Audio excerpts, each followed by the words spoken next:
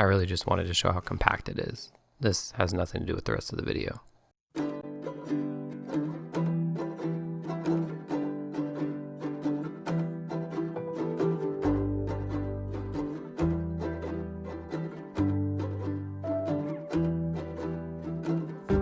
This is the Pentax FA Star 24mm f2 lens, and it's one of the more interesting lenses I've had the pleasure to shoot with.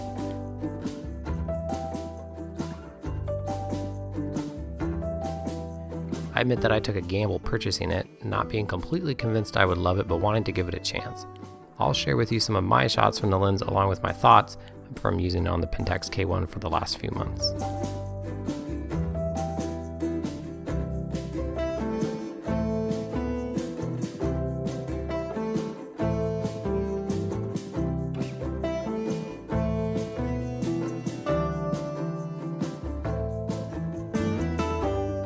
First, let me explain why I bought it. Actually, like the majority of my photography-related purchases, I don't have a good explanation. I think it was a mixture of loving some other 24mm primes I've owned, like the Rokinon 24mm f1.4 and the Super Takumar 24mm f3.5, and then getting caught in the excitement for the recently announced mysterious Pentax FA limited 21mm lens. This focal length seems tailor-made for landscapes, cityscapes, nightscapes, but that is actually only my second purpose for this lens, my first being perhaps an unusual one that you might not guess. That is portraits.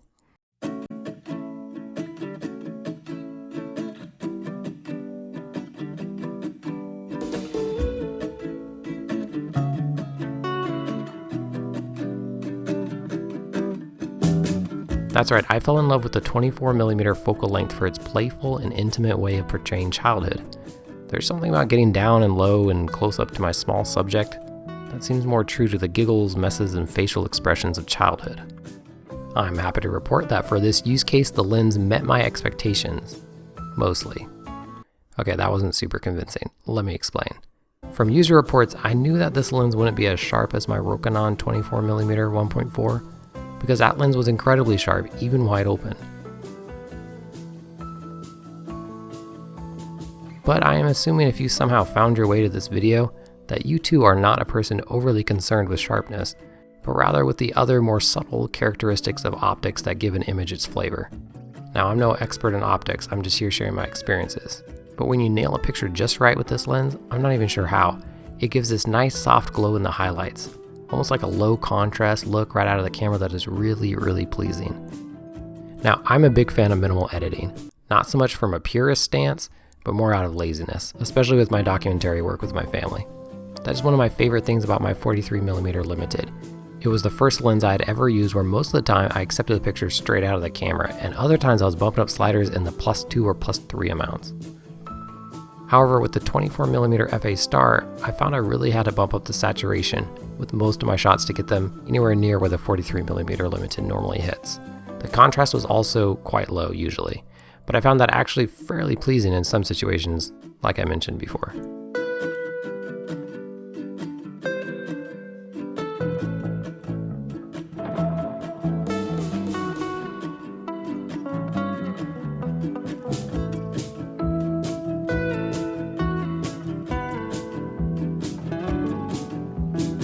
Now, lastly, I suppose I'll address the blurry elephant in the room and talk about sharpness. And while I do feel this isn't the most important aspect of the lens and isn't a downright disaster, it is the reason I am personally deciding not to keep it as a permanent member of my collection. And perhaps I should preface this by saying that I want my permanent lens collection to be as small as possible and cover as many types of my shooting style as possible.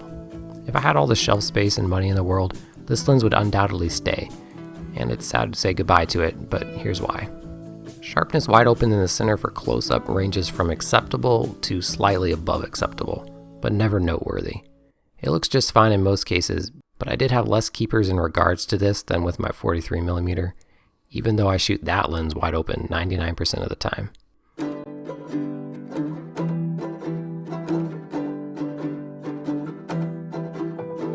That alone isn't a deal breaker, and while the lens predictably improves when stopped down, it never impressed me enough to want to bring it for landscapes, nightscapes, or really anything else. Now, I've seen enough incredible images taken with this lens and with other much less impressive lenses for that matter. that I know a good photographer using tools that they enjoy matters way more than any particular specs or capabilities. But it's precisely for that reason that I move on with this lens. I just don't enjoy it as much as I should. For one reason or another, after months of using it, I stopped reaching for this lens as often.